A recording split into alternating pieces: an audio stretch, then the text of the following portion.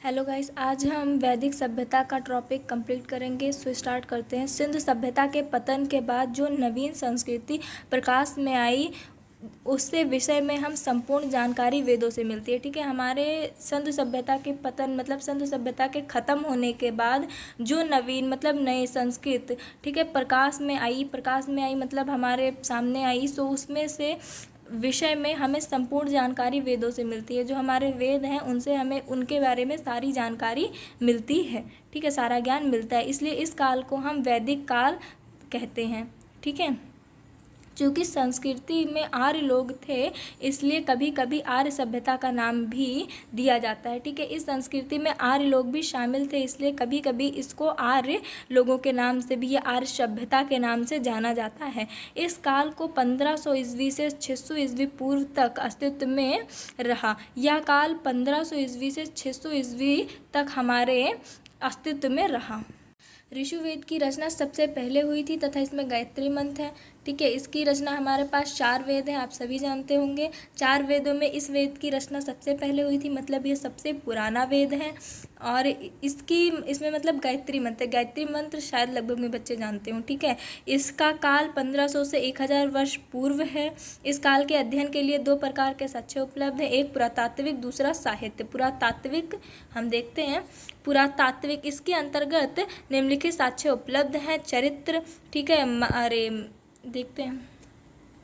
खुदाई में हरियाणा के पास भगवानपुरा के मिले 15 कमरे वाला मकान तथा 15 मकान तथा पंजाब में भी प्राप्त 3 ऐसे स्थल जिनका संबंध ऋग्वेद काल से जोड़ा जाता है।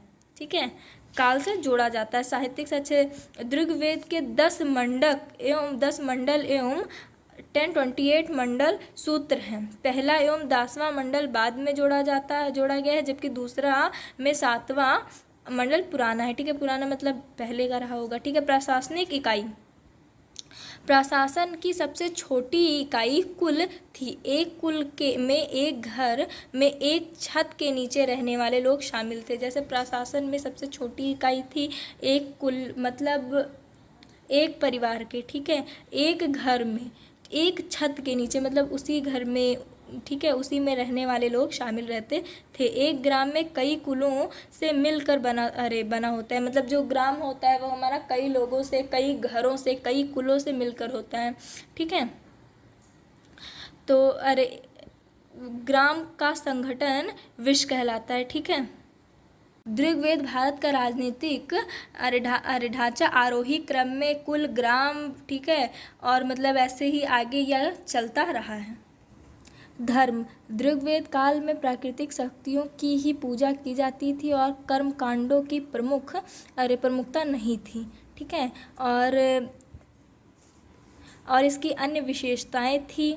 ठीक है, धार्मिक जीवन, वैदिक आर्यों ने पशुपालन को ही अपना मुख्य व्यवसाय बनाया था। पशुपालन मतलब बहुत लोग गाय पालते हैं, बकरी पालते हैं, भेड़ पालते हैं, तो वैसे ही इन्होंने इसी को अपना व्यवसाय बनाया था। ठीक है, तो ग्रामीण सभ्यता थी इस वेद में। ठीक है, शब्द चारगाहों के लिए प्रयुक्त है। इस काल में गाय का प्रयोग मुद्रा के रूप में भी होता था। भेड़ बकरी का ऋग्वेद में अनेक बार जिक्र हुआ है। हाथी बाघ आदि से आर्य लोग अपरिचित थे। ठीक है, मतलब आर्य लोगों के टाइम पर हाथी बाघ ये सारी चीज़ें नहीं थी, या फिर वो इन चीज़ों से परिचित नहीं थे, मतलब नहीं जानते थे। ठीक है, जिन लोगों को या फिर जिन चीज़ों से हम नहीं जानते हैं उन्हें कहा जाता है कि उन चीज़ों से हम अपरिचित हैं। ठीक है, धनी व्यक्ति को गोपत कहा जाता था। मतलब जो वैदिक काल था, ऋग्वैदिक काल था हमारा, उसमें जो बहुत धनी लोग होते थे, मतलब जिनके पास पैसा वगैरह ज़्यादा होता था, उन्हें गोपत कहा जाता था। ठीक है, न्याय व्यवस्था धर्म पर आधारित होती है। राजा कानूनी सलाहकारों तथा पुरोहितों की सहायता से न्याय करता था। मतलब आज के टाइम पर तो हमारे पास कोर्ट है, हाई कोर्ट है, सुप्रीम कोर्ट है। पहले के टाइम पर ये सारी चीज़ें नहीं होती थी। पहले के टाइम पर राजा ही सही गलत न्याय अन्याय का फैसला करते थे। तो वो इसका मतलब ये फैसला कैसे करते थे? ठीक है, तो राजा कानूनी सलाहकारों मतलब जो उनके सलाहकार रहते थे। ठीक है, राजाओं के कुछ लोग गुप्तचर होते हैं, कुछ उनके प्रिय होते हैं। ठीक है, तो वो उनसे सलाह लेते थे तथा पुरोहितों से मतलब सहायता लेकर ही न्याय करते थे, मतलब सबसे सलाह कर वो न्याय का फैसला और अन्याय का फैसला करते थे कि मतलब कौन सही है कौन गलत है, किसको सज़ा देनी चाहिए किसको नहीं देनी चाहिए। ठीक है, चोरी आदि पशुओं की देखिए उस टाइम पर पशुओं की भी चोरी होती थी। ठीक है, क्योंकि जिसकी जब जहाँ मान्यता तभी उसके लिए वो होगा। ठीक है, उस टाइम पर, आज के टाइम पर तो गाय वगैरह लोग बहुत कम पालते हैं, पर पहले के टाइम पर यही उनका व्यवसाय व्यापार था। तो पहले के टाइम पर वहाँ मतलब लोग गायों की भी चोरी करते थे। ठीक है, गाय क्या पशुओं की चोरी करते थे, जो भी पशु लोग पालते हों। ठीक है, अनेक अपराधियों का उल्लेख भी मिलता है। ठीक है, इनमें और इस मतलब इसे लोग मतलब क्या लोग कहते थे। ठीक है, उत्तर वैदिक काल 1000 से 600 ईस्वी पूर्व भारतीय इतिहास में उस काल को जिसमें सामवेद, यजुर्वेद, अर्थवेद तथा ब्राह्मण ग्रंथों एवं मतलब की रचना की गई है, उत्तर वैदिक काल कहा जाता है। जिस वैदिक काल में भारतीय इतिहास में उस काल की मतलब सोमवेद आदि की रचना की गई है, उसे उत्तर वैदिक काल कहा जाता है या माना जाता है। ठीक है, वैदिक साहित्य में 4 वेद एवं उनकी साहित्यिक वेदिकाओं को मतलब वेदांगाओं को भी शामिल किया गया है। ठीक है, अरे ऋग्वेद, यजुर्वेद मतलब आदि 4 प्रकार के हमारे वेद हैं। ठीक है, इसमें देवताओं की स्मृति को भी रचनाएं की गई हैं। ठीक है, यह 10 मंडपों में विभक्त है। इनमें 2 से 7 तक मंडल प्राचीनतम माने जाते हैं। प्रथम एवं दशम मंडल बाद में जोड़े गए हैं। इसमें मतलब इतने सूत्र हैं। ठीक है, इनमें 33 देवों का उल्लेख मिलता है। ठीक है, इनमें 33 देवों का उल्लेख किया गया है। ठीक है, इसमें मंत्र को कष्टक करने के लिए स्त्रियों के नाम भी मिलते हैं, जिनमें से प्रमुख है कुछ साची आदि। ठीक है, प्रमुख हैं। उसके बाद में दूसरे वेद पर चलते हैं। इस वेद में यज्ञ की विविधाओं का वर्णन किया गया, मतलब यज्ञ की जितनी विधियाँ होती हैं उनका वर्णन मतलब उनको बताया गया है इनमें। ठीक है, या फिर दिया गया है। इनमें मंत्रों के साथ साथ धार्मिक अनुष्ठानों का भी विवरण है। मंत्रों के साथ साथ मतलब धार्मिक मतलब जैसे देवी देवताओं के बारे में दिया गया है। जो हमारी धर्म की चीज़ें हैं उनका विवरण मतलब उनके बारे में दिया गया है। ठीक है, और मतलब इनमें बहुत सारी चीज़ों का सुझाव दिया गया है। इनकी 2 शाखाएं होती हैं, एक कृष्ण यजुर्वेद है तथा एक शुक्ल है। ठीक है, कृष्ण की 4 शाखाएं हैं। ठीक है, और शुक्ल की 2 शाखाएं हैं। यह 40 अध्ययनों में विभाजित है।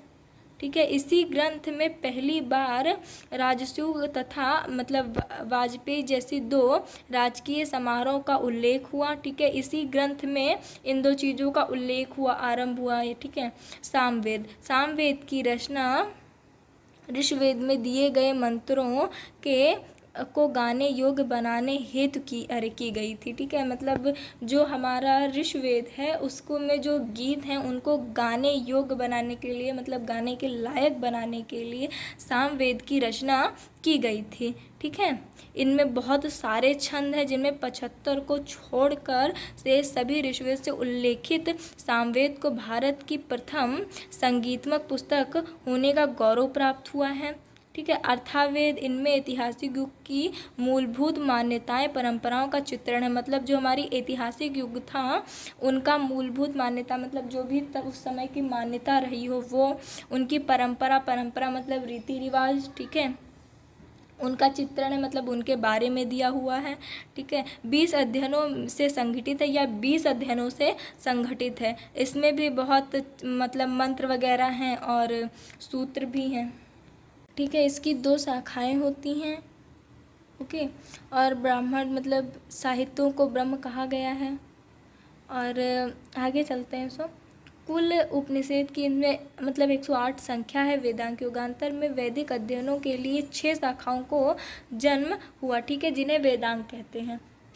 ठीक है, और वेदांग मतलब जिनकी स्मृतियों को कहा जाता है क्योंकि यह मनुष्य की कीर्ति मानी जाती हैं। ठीक है, युगांतर में वैदिक अध्ययनों के लिए 6 शाखाओं का जन्म हुआ। मतलब 6 शाखाएं उनका जन्म हुआ जिनका हमें वैदिक अध्ययन करने के लिए ज़रूरत है या फिर जिनके बिना हम वैदिक अध्ययन नहीं कर सकते हैं। ठीक है, जिन्हें वेदांश कहते हैं या फिर माना जाता है, कुछ भी लिख सकते हैं।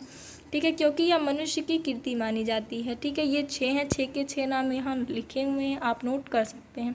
सूत्र साहित्य, सूत्र साहित्य वैदिक साहित्य का अंग है, उसे समझने में सहायक भी है। ठीक है, जैसे कि आपको वैदिक के बारे में जानना है या समझना है तो उससे पहले आपको सूत्र साहित्य को समझना होगा, क्योंकि यह उसी का अंग है। जब तक आप उसको नहीं समझेंगे इसको नहीं समझ पाएंगे, इसको नहीं समझेंगे उसको नहीं समझ पाएंगे, मतलब एक को समझने के लिए दूसरे को समझना जरूरी है। ठीक है, ब्रह्म सूत्र, भगवान विष्णु के अवतार भगवान श्री वेद व्यास ने वेदांत पर यह परम गूढ़ मतलब ग्रंथ लिखा है। ठीक है, तो अगर इसके बारे में जानना है तो भी हमें वेदांश को पहले पढ़ना होगा।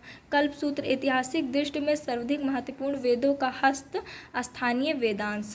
ठीक है, महायज्ञ से संबंधित विधि विधानों की व्याख्या वेदांश कल्पसूत्र का पहला अंक है।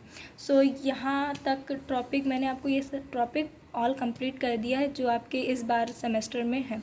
ठीक है, आपके जितना कोर्स में था वो सारे टॉपिक मैंने पढ़ा दिए हैं और नेक्स्ट टॉपिक आपको नेक्स्ट वीडियो में मिलेगा। सो आज यहीं तक। प्लीज़ चैनल को लाइक सब्सक्राइब कर दीजिएगा एंड अपने फ्रेंड्स को शेयर कर दीजिएगा जिससे उन्हें भी नोट्स बनाने में हेल्प मिले। Thank you.